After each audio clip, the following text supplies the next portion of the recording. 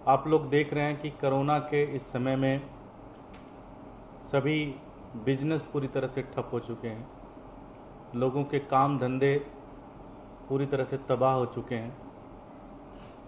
और ऐसी स्थिति में दिल्ली की जनता को मदद देने के बजाय भारतीय जनता पार्टी की एमसीडी उनको दुख देने का सिलसिला शुरू कर दिया है। कुछ दिन पहले मैंने कहा था, आपके माध्यम से बताया था कि किस तरीके से अनाप शनाप तरीके के बहुत सारे टैक्सेस दिल्ली की जनता के ऊपर लगाए गए, बहुत सारे टैक्स दिल्ली की जनता के ऊपर लगाए गए। भारतीय जनता पार्टी ने पिछले 14 साल के अंदर एमसीडी को इतना नोचा और खरोचा है, इसके अंदर इतना भ्रष्टाचार किया है कि आज एमसीडी पूरी तरह से उसका दिवालिया निकल चुका है। उसका इतना बुरा हाल है कि कोविड जैसी एक महामारी में पूरी तरह से एमसीडी उसके पूरे के पूरे परखच्चे उड़ के निकल आ गए। अपने भ्रष्टाचार को छुपाने के लिए और इस पूरे के पूरे जो फाइनेंशियल मेस क्रिएट किया है उन्होंने, उसकी भरपाई करने के लिए भारतीय जनता पार्टी की एमसीडी लगातार एक पर एक टैक्स दिल्ली की जनता के ऊपर लगा रही है। कुछ दिन पहले टैक्स लगाया था साउथ एमसीडी के अंदर, नॉर्थ एमसीडी के अंदर लगाने की कोशिश में थे, हमने विरोध किया, इनको वापस लेना पड़े।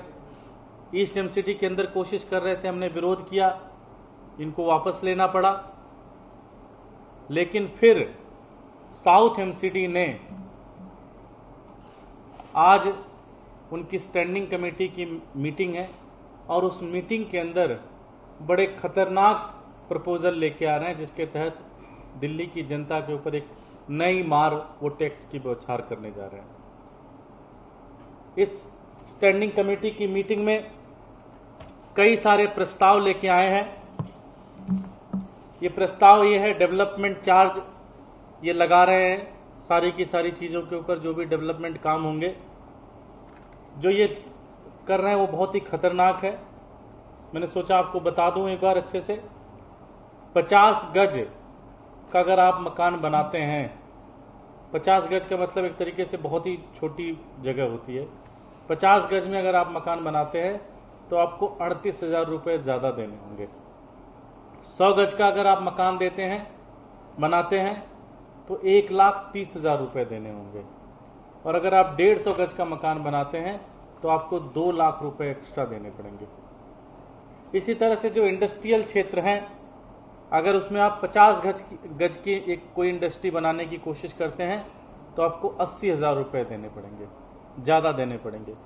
100 गज की बनाते हैं तो 2,70,000 रुपये ज़्यादा देने पड़ेंगे, और 150 गज की बनाते हैं तो लगभग 4 लाख रुपये आपको ज़्यादा देने पड़ेंगे।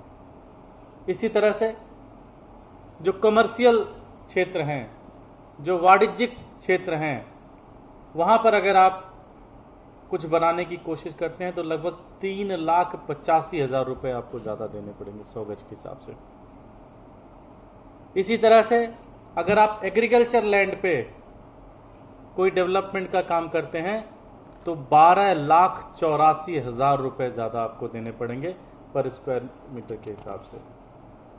ये इन्होंने डेवलपमेंट चार्जेस के आधार पर दिल्ली की जनता को लूटने का एक प्रस्ताव लेके आए हैं। इसी तरह से एक दूसरा प्रस्ताव लेके आ रहे हैं।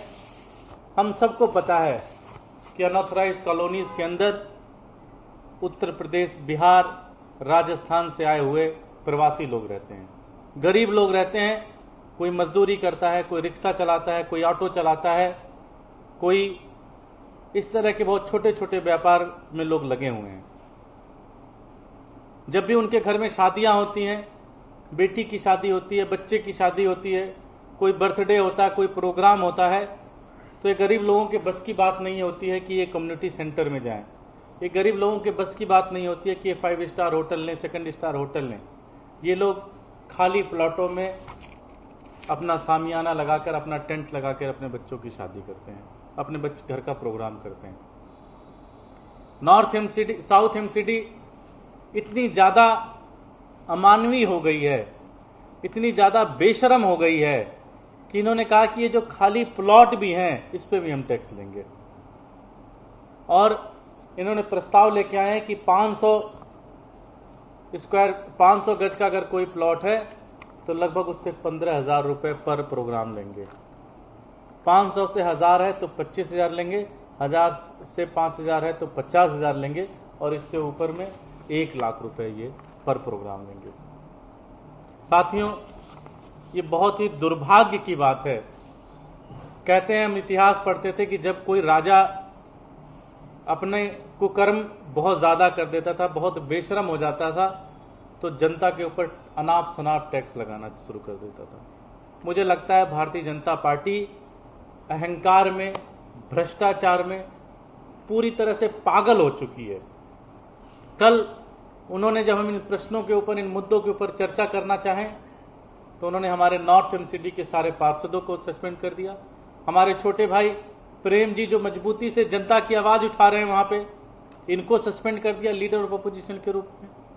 हमारे सभी साथियों को वार्निंग देते हैं कि तुम आके बस बैठे रहो, हम बताएंगे कैसे हाउस चलेगा, हम बताएंगे किस तरह से काम चलेगा, और ये अनाप शनाप टैक्स बढ़ाते चले जा रहे हैं। मैं भारतीय जनता पार्टी से कहना चाहता हूं कि ये काम मत करिए। कोरोना के अंदर लोग बहुत परेशान हैं। दिल्ली वालों के धैर्य की परीक्षा आप मत लीजिए। अगर ये सब्र का बांध टूटा तो भारतीय जनता पार्टी रूपी जो एमसीडी है वो पूरी तरह से खत्म हो जाएगी, पूरी तरह से समाप्त हो जाएगी।